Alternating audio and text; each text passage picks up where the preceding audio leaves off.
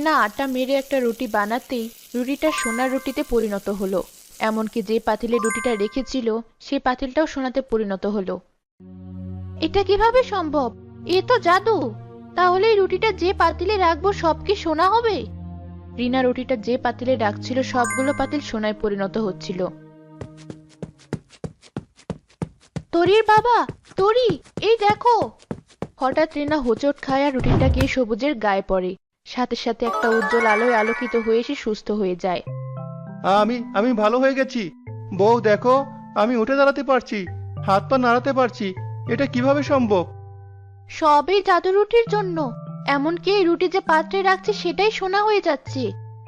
দেখেছো মা, সৃষ্টিকর্তা আমাদের দিকে তাকিয়েছেন। আমাদের এই কঠিন অভাবের সময় ঠিক একটা ব্যবস্থা করে দিয়েছেন তিনি। এবার আর আমাদের কোনো অভাব থাকবে না।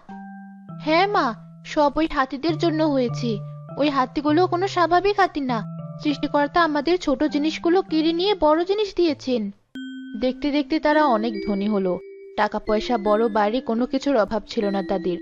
যা কিছু এতদিন তারা কল্পনাও করেনি সে সবই এখন তাদের হাতের নাগালে।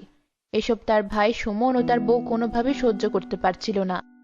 এভাবে আর কতদিন হাত পা গুটিয়ে বসে থাকবে? যারা কিনা দুদিন আগেও ভিখারির মতো আমার দ্বারে এসেছিল তারা হঠাৎ করে এত ধনী হলো, আর আমরা চেয়ে চেয়ে দেখবো?